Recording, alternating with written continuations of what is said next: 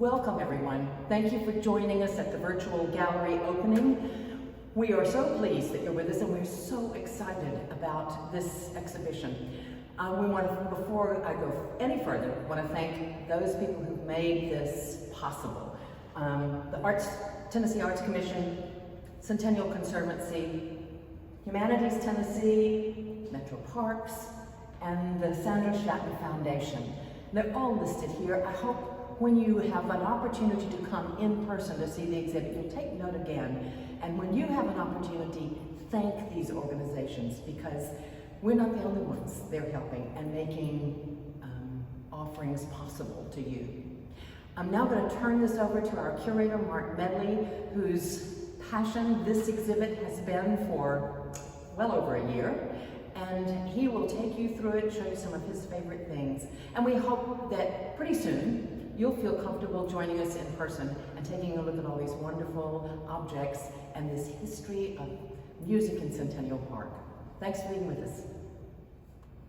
All right, thanks Wesley. I'm pleased to be here in the middle of Music in the Park, and we're looking at the title panel, and this is Brenda Lee in 1958. I had a friend who sent me this photograph, and when I saw it, I realized what a powerful story that this was to see.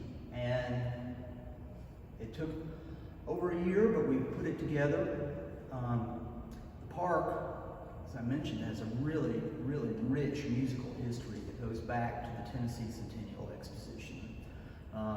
As you probably would imagine, they had lots of music there, lots of John Philip Sousa style, Stars and Stripes Forever type music. They had operas, they had small bands, they had large bands. Even President McKinley came, and there was a band that we have over here on the wall that I'll show you in just a few minutes that played for President McKinley. After the exposition was over, Centennial Park was opened in 1903, and they had a band shell. And they went through a number of band shells over the decades, and there was all different styles of music, classical, ultimately jazz, and ultimately, after World War II, there was pop music and country music. And in this exhibit, we sort of walk through and look at all the ways that not only the park changed, but the music changed, and basically Nashville changed. And so it's an interesting evolution that goes on through the exhibit. Ultimately, we get on to today and all of the things that are happening in the park now, such as Musicians Corner and Celebrate Nashville, and also all of the Metro Parks music programs, which have been around for at least 20 years or more. And it's a rich story, as I mentioned, and we were very lucky to have a lot of folks help us by loaning us artifacts and images, and this enabled us to tell this story. So just really pleased that it's finally open, and I'm hoping that you can come see it in person and that you will enjoy it. All right, so this exhibit is in a time sequence, and it's as you can see, it's a lot of images and objects, and it starts in 1896 and goes all the way to the current day, basically. And there's lots to see, so without further ado, I'll just show you around a little bit. All right, so as we mentioned at the Tennessee Centennial Exposition, there were a lot of John Philip Sousa style bands, but there were also other types of musical groups as well, including the Fisk Jubilee Singers from Fisk University here in Nashville. And they appeared, they actually had a Fisk University Day on June 14th, 1897, and the Fisk Jubilee Singers sang that day. They actually appeared at the exposition a number of times. But also in 1897 in England, there was a book that was published called The Story of the Fisk Jubilee Singers. Actually, I think it's just the story of the Jubilee Singers, but we have a copy, a first edition from 1897, and it has this beautiful front piece in it that shows the members of the group. And the book is basically the story of how the singers came together to sing all over the world and raise funds for Fisk University. It also includes music of their songs and lyrics as well. And it's a wonderful piece going back to the exposition. All right, so one of the things in the park's history happened in 1937, and it was that year that the Tennessean, actually back then it was called the Nashville Tennessean, started what they called the Park Concert Series. And that had to do with doing concerts on Sunday afternoons, and they were free, and they were sponsored by the Nashville Tennessean. In this image right here, we've got Ernest Tubb, country music pioneer, on stage in 1955. This is 18 years after they started the series, and this is actually a shot of the old bandstand that was in the park. In fact, it was on the same spot that the current band shell is located on. It was built in 1928. In 1963, they tore this one down and put up the current one. At any rate, getting back to the Park Concert Series, so many people appeared at this. One of the persons that was on the bill the day of Ernest Tubb, and she was way down the line because nobody knew her, was Patsy Cline, no less. Later on, we've got some artifacts. One is an auto harp that belonged to Randy Scruggs, who's the son of banjo virtuoso Earl Scruggs. And Platt and Scruggs appeared at the Park Concert Series in 1963, and they set the attendance record for up to that point. And one of the things that happened that day was that Randy, who was 9 years old at the time, got out and played auto harp on stage with his father and partner Lester Flatt. And we have that very auto harp here courtesy of Randy's daughter, Lindsay Scruggs, and we really appreciate that. One other thing, as you saw in the title panel, Brenda Lee appeared at the Park Concert Series in 1958. And she appeared before 7,500 people, and I was privileged to get to talk to her about it. And she said that this was the largest audience that she had ever appeared to in her career up to that point. And she was on TV. She was on a ABC TV show called Ozark Jubilee. And the artifact that we have is a dress that is based on one of the costumes that she wore on the television show. And then when I got to see her, it was about a little over a year ago, she had literally went and took a photo down off the wall of her house and handed it to me, and it was her on stage at the band shell, and or at the bandstand, I should say. But we're really lucky to have these pieces, and we really, really appreciate it. And the Park Concert Series is a central story in music in the park. Okay, well, so in 1966, the Tennessean stopped doing the park concerts. But just a little while after that, in 1968, there was a radio station, a local top 40 station called WMAK, and they decided that they were going to put on a WMAK music festival, and they did this in 1968, 1969, and 1970. Ultimately, according to articles in the paper, these free concerts would be on Friday, Saturday, and Sunday, and they attracted thousands. One report was 70,000 people for the entire weekend. All sorts of musical groups and singers and bands played, and some were up and coming. Some were established. Clifford Curry here had a hit at the time in 1968. He had actually appeared at all three, but he had a hit that he's best known for called "She Shot a Hole in My Soul." This is him at the new band shell. They had torn down the 1928 and built the current band shell that is in the park, and this is him on stage at the WMAK Music Festival in 1968.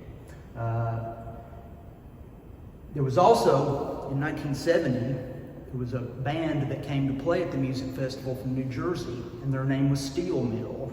And they were led by a 20-year-old guitarist named Bruce Springsteen, and he was the vocalist and front man for the group.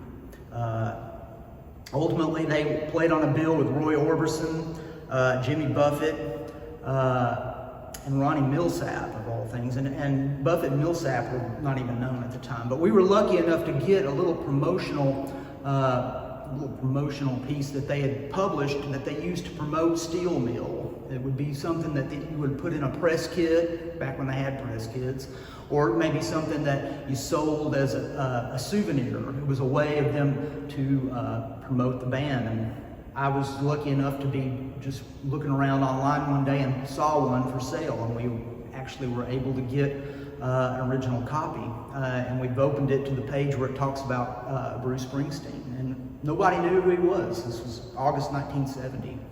So that was an interesting story, again, from Music in Centennial Park. All right. One really cool story that I discovered in researching the exhibit has to do with a lady named Kay George Roberts. And she was a Nashville native and graduated from Fisk University in 1971. She started playing violin when she was in 4th grade. And ultimately, she went and earned a degree from Yale University, and then went on to earn 2 master's degrees in music and music conducting in 1976. It was that year, 1976, that the Nashville Symphony, which she had played in the symphony when she was going to Fisk, invited her back to conduct the symphony in Centennial Park, which is what she did on May 30th, 1976. And what I had realized, and what had been mentioned in the paper, in a retrospective written a little later, was that it was one of the first times, marked one of the first times that an African-American woman had conducted a symphony in the United States. And she went on to be the first woman to earn a doctorate in music from Yale University, and she currently teaches at the University of Massachusetts in Lowell. And she was kind enough to give us 2 copies of the program from a performance that she conducted on May 30th, 1976, at the band shell. And it's a pretty historic event, and we were just really pleased to be able to include the story of Kay George Roberts. Another guy over here is a guy named Nick Nixon. He was a bluesman. Actually, was a chess recording artist, and he was involved in the Nashville rhythm and blues, soul, jazz scene for over 50 years. He was also a music instructor for Metro Parks, and he was a beloved figure who unfortunately passed away in 2018. We were lucky enough to get this great photo from the Tennessean of him at the Centennial Performing Arts Center. All right, so obviously one big story in the exhibit is Musician's Corner, and it was founded in 2010, and this year marks the 10th season, which was one of the things that we wanted to celebrate in this exhibit.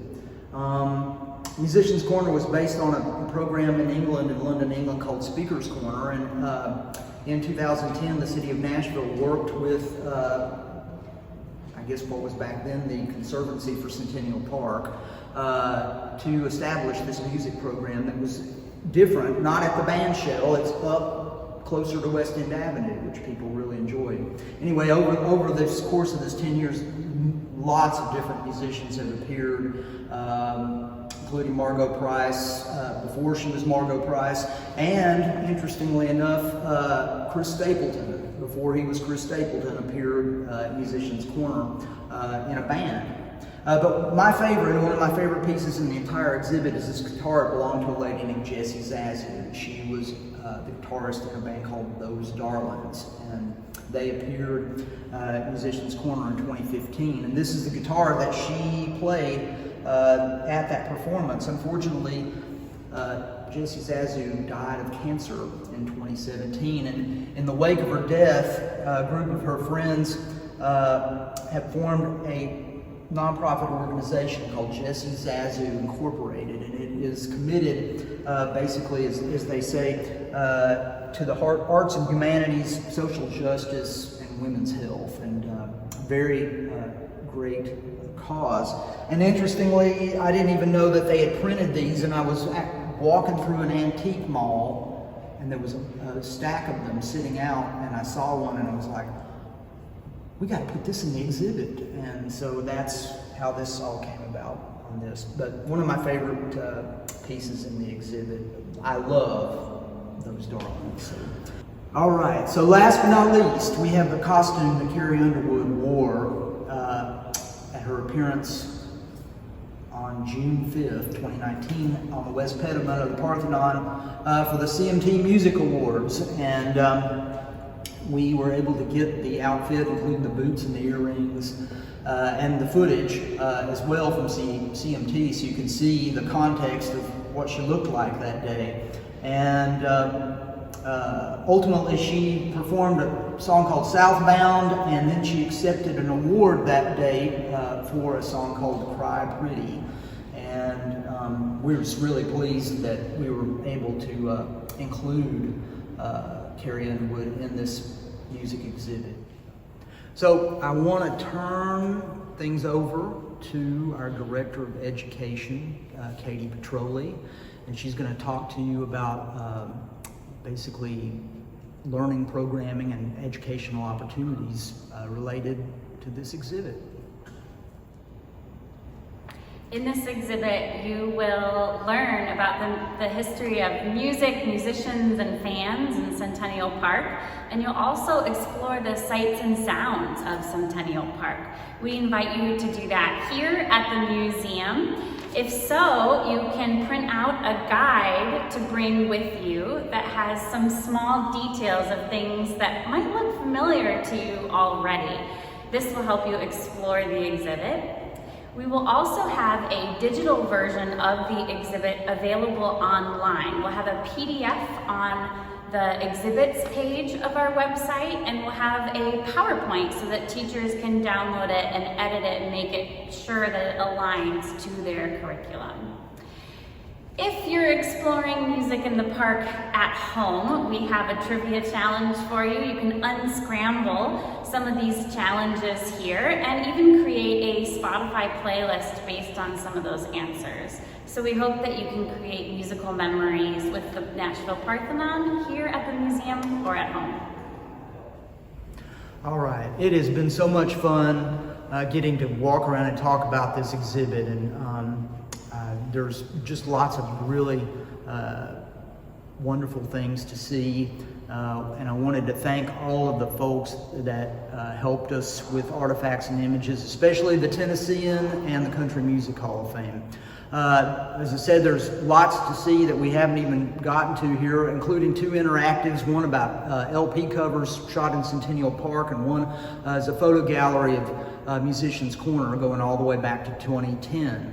There's also, and that's why we're here looking at this poster from the movie Nashville. It was filmed, the climax of the film was shot on the steps of the Parthenon in 1975, and we have a whole reel of different videos, things from television, movies, etc., that were shot in the park over the course of a number of decades. But this is a poster from the movie Nashville, and it shows the cast, and it also has the West Pediment of the Parthenon as the backdrop, and it's a film that a lot of people didn't understand, and a lot of people in Nashville didn't like when it came out in 1975, but it certainly has a lot of scenes from Centennial Park in it that we wanted to include, musical scenes that we wanted to include in the exhibit.